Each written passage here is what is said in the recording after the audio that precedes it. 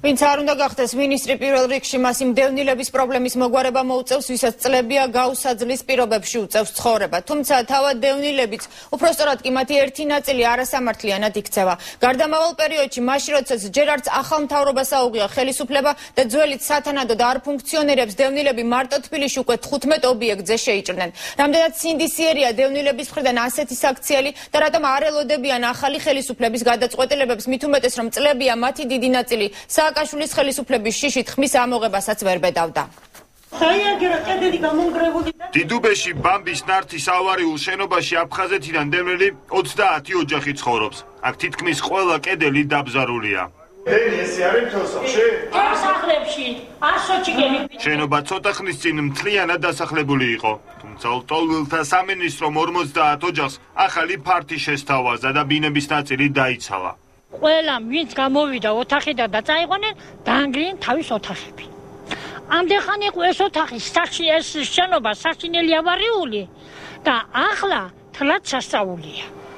ეს 20 ოჯახი ბაქოს ქუჩაზე, ლტოლვილთა სამინისტროს მიერ გარემონტებულ შენობაში უნდა გადასულიყო. თუმცა ბინები 2 კვირის წინ დევნილთა სხვა ჯგუფმა დაიკავა. ასტრებაზე იყო ვინ საიდან მოვიდა და როგორ მოვიდა ზრანო. გონიათ რომ ეს ნორმალურია, ანუ ესეთი პრინციპი. არ არის ეს ნორმალური. დევნილთა უმრავლესობა აღიარებს, რომ ბინებში შეჭრით პრობლემა არ მოგვარდება და საკუთარ საქციელს დომინოს პრინციპით ხსნის. ტაშკენტის ქუჩაზე შეიჭრნენ, იქ ხევში შეიჭრნენ, მოხიაში და მე ჩვენ რო შეგვეშვინდა რომ გვერდებოდნენ დღეს ახალ, ჩვენ შემოვედით რომ კიდევ ვიღაც სხვები აღარ შემოსულიყვნენ აქეთ. ძალიან ბევრს თუ ყველას არა მოუწევს ამ დაკავებული ფართების დატოვება. მინისტრობის კანდიდატი დევნილებს შენობის დატოვებას ურჩევს და განმარტავს, რომ ყველა კონკრეტულ შემთხვევას სპეციალური კომისია შეისწავლის.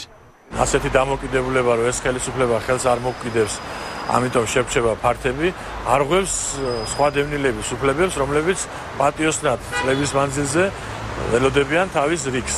მაშინ იმათმა რა ქნა. ამიტომ უკანონობა არც ერთ შემთხვევაში არ უნდა იქნეს და ჩვენ ვიპოვით ამ მდგომარეობიდან გამოსავალს. ბაქოს ქუჩაზე დევნილები სწორედ ამ შენობიდან უნდა გადაეყვანათ, თუმცა ახლად გარემონტებულ შენობაში დევნილების სხვა ჯგუფი შეიჭრა. ასე რომ ბამბის ნართის შენობაში მცხოვრები დევნილების ბედი გაურკვეველი რჩება.